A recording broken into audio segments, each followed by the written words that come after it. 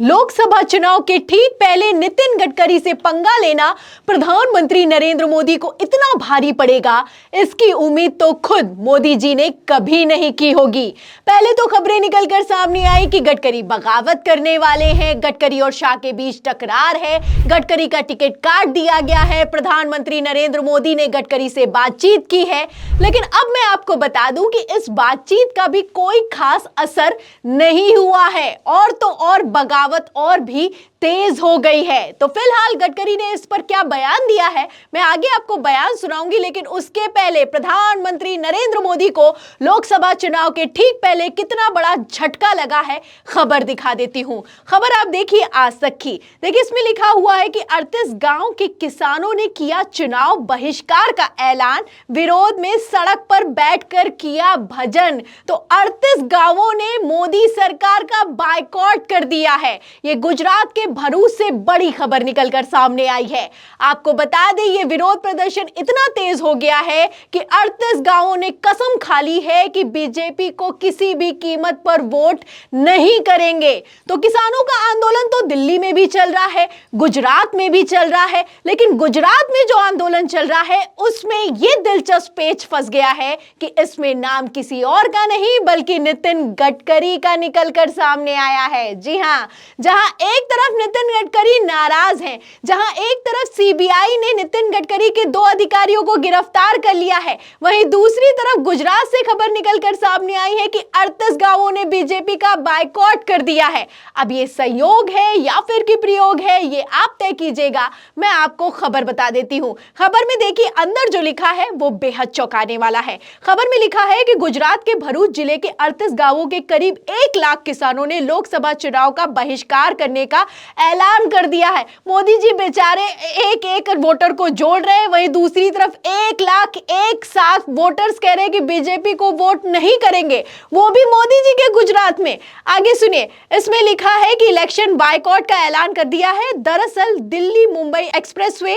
Bullet train और भाट भूत barrage योजना के निर्माण में अपनी जमीन गंवाने वाले किसान लंबे समय से मुआवजा राशि के लिए आंदोलन कर रहे हैं। केंद्रीय मंत्री नितिन गडकरी समेत सरकार को कई बार ज्ञापन देने के बावजूद कोई नतीजा निकलने पर आखिरकार किसानों ने लोकसभा चुनाव के बहिष्कार का बिगुल फूंक दिया है। यहां पर नितिन गडकरी का नाम लिखा हुआ है, जिसे मैंने आपको एक बार रिपीट करके फिर से पढ़ के सुनाया। फिर से पढ़ के इसलिए सुनाया है क्योंकि नितिन गडकरी भाजपा के इकलौते ऐसे नेता हैं जो कि फटाफट डिसीजन लेते हैं। मीटिंग में एक तरफ प्रस्ताव आता है, दूसरी तरफ उनको प्रस्ताव ठीक लगे तो तुरंत पारित कर देते हैं। लेकिन गुजरात में जो मुआवजा देना है किसानों को, वो मुआवजा नहीं दिया गया, वो भी कई बार ज्ञापन देने के बावजूद। तो नितिन गडकरी को जानकारी थी कि उनको मुआवजा नहीं मिला है। अब लोकसभा चुनाव नजदीक आया तो मुआवजा दिया जा सकता था, क्योंकि प्रधानमंत्री नरेंद्र मोदी किस तरीके से हजारों करोड़ों की लगातार सौगात दे रहे हैं, वो भी राज्य राज्य जाकर आप अच्छे से जानते हैं। तमिलनाडु से लेकर तेलंगाना, मध्य प्रदेश, हर जगह मोदी जी सौगात दे रहे हैं।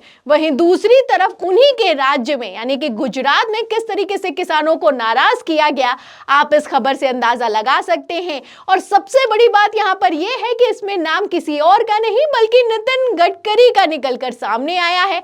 अब नितिन गडकरी चाहते तो इसमें 1 मिनट में साइन करके तुरंत इसको सैंक्शन करवा सकते थे, लेकिन नितिन गडकरी ने ऐसा नहीं करा। अब ऐसा मैं क्यों कह रही हूं कि वो 1 मिनट में इसे सैंक्शन कर सकते थे, इसके लिए आप नितिन गडकरी का भरे मन से 1 दिन पहले दिया गया बयान ध्यान से सुनिए। मंच पर उपस्थित सभी नेताओं को भी बहुत बहुत धन्यवाद देता हूं।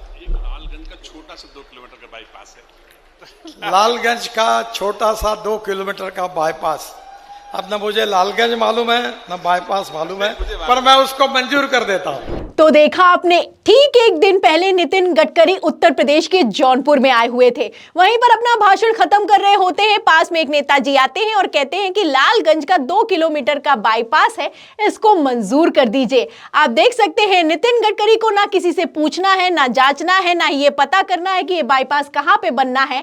आप देख सकते हैं कि भरे मंच से तुरंत नितिन गडकरी उसको मंजूर दूर कर देते हैं।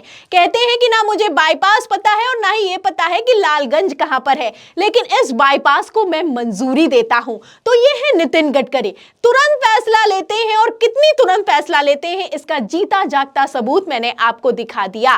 लेकिन लोकसभा चुनाव के ठीक पहले आखिर गुजरात में मुआवजे को क्यों अटकाया गया और इस मुआवजे को गुजरात में सैंक्शन क्यों नहीं किया गया, नितिन गडकरी को बार बार ज्ञापन सौंपे जाने के बावजूद सवाल खड़ा होता है। अब मैं आपको बता दूं कि यह आंदोलन इतना बड़ा हो गया है कि 38 गांव हैं और इसमें 1 लाख से ज्यादा जनसंख्या बताई जा रही है। उनका कहना है कि लोकसभा चुनाव में हम भारतीय जनता पार्टी को वोट करेंगे ही नहीं, और ये कसम खाई जा रही है, सड़कों पर आंदोलन चल रहा है।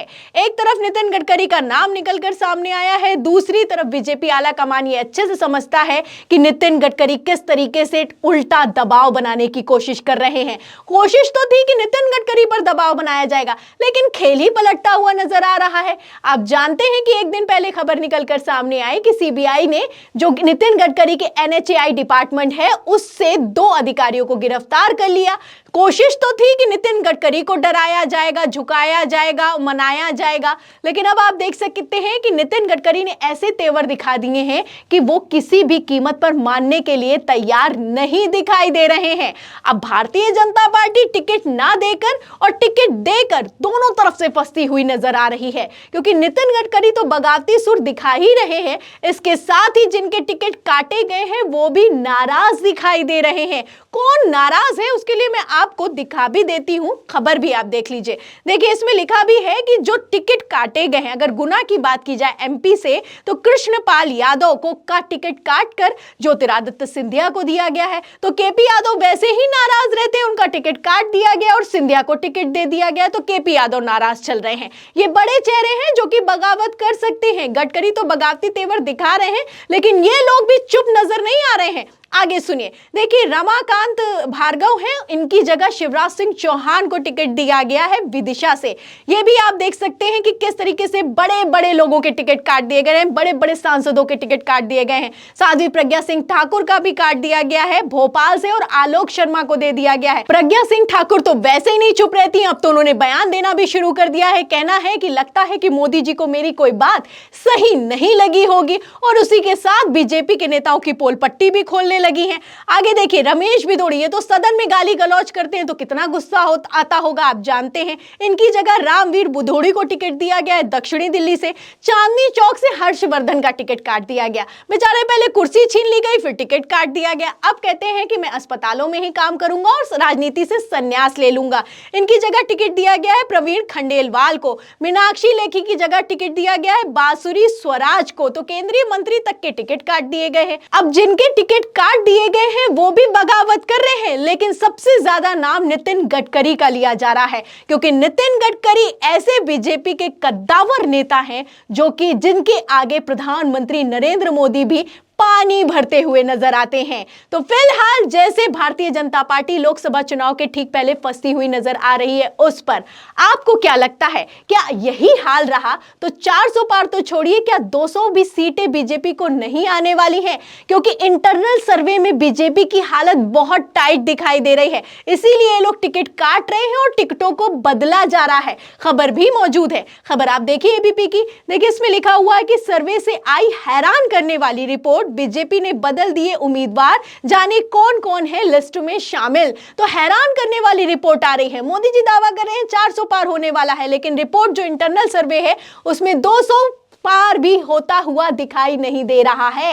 ऐसे हालातों में टिकट काटे जा रहे हैं, और टिकट कट रहे हैं तो बगावती सुर अपना रहे हैं सांसद। अब किसको मनाए किसको छोड़े, बीजेपी आला कमान इसी में फंसकर रह गया है। तो चुनावों के पहले कैसी तगड़ी खींचतान मची हुई है और इसकी कमान कैसे नितिन गडकरी ने संभाली है, इन खबरों से आप अंदाजा लगा सकते हैं। तो फिलहाल इन खबरों पर आपको क्या लगता है कि भारतीय जनता पार्टी का लोकसभा चुनाव में क्या होगा? इस सवाल के जवाब पर आप क्या सोचते हैं हमें कमेंट बॉक्स में जरूर लिखें। वीडियो को ज्यादा से ज्यादा शेयर करें, सब्सक्राइबर बटन दबाएं, हमारे चैनल को लाइक करें, ज्वाइन करें। फिर मिलती हूं अगली खबर के साथ, तब तक के लिए धन्यवाद।